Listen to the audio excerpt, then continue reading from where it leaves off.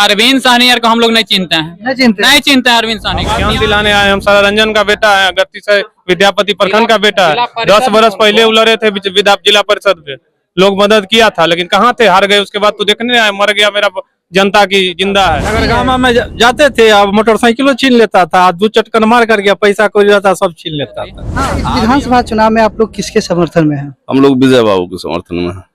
विजय बाबू के? जी, हम लोग क्यों समर्थन में?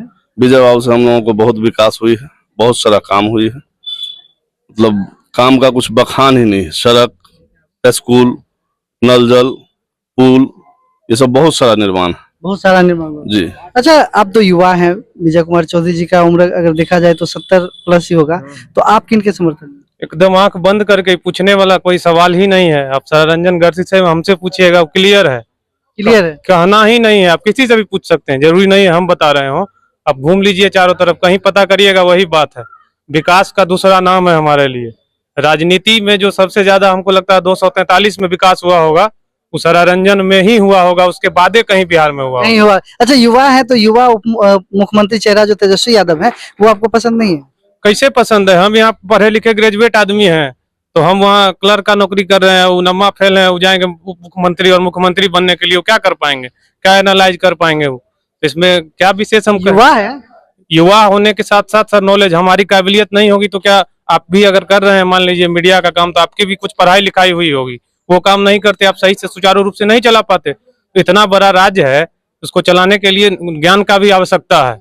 एक ही आदमी को बार बार वोट दीजिएगा। विजय कुमार चौधरी तो लगातार यहाँ से जीते हुए हैं, तो एक ही आदमी को बार बार वोट दीजिएगा। जब तक विजय कुमार चौधरी हैं, हम लोग यहाँ से आजीवन तीर छाप हैं, क्योंकि विकास का गंगा बह रहा है गढ़सिसई में और सारारंजन विधानसभा क्षेत्र में। हम लोग का घर गढ़सिसई बलान नदी के उत्तर था, ठीक है। वहां से हम लोग जब इस पार आते थे, उस टाइम होता था उस पार और इस पार।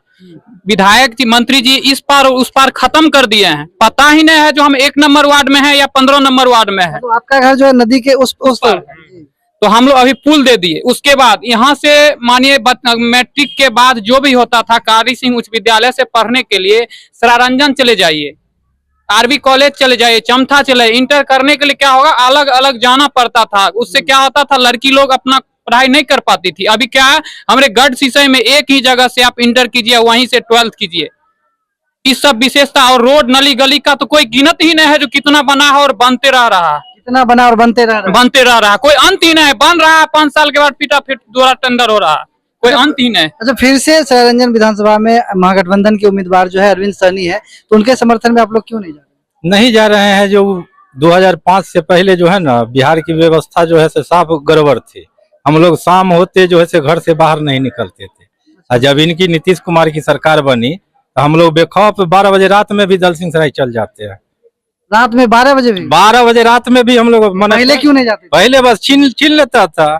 हाँ, छीन लेता था। नगरगामा में जाते थे, अब मोटरसाइकिलों छीन लेता था, 2 चटकन मार कर गया, पैसा कोई रहता सब छीन लेता था। हाँ। अभी हम लोग को अगर कोई बाहर से रिश्तेदार आते हैं और 12 बजे रात में भी उतरेंगे दलसिंहसराय स्टेशन, कहेंगे हम उतर गए हैं, तो हम अकेले जा करके उनको रिसीव करके आते, कहीं कोई नहीं मिलता है। मतलब गढ़सिसई पंचायत से कितना वोट मिलने वाला है? विद्यापति प्रखंड में 1 नंबर जरूर करेगा, इसमें कहीं कोई दो मत नहीं। सारारंजन विधानसभा के विद्यापति प्रखंड में 1 नंबर पे पंचायत रहेगा।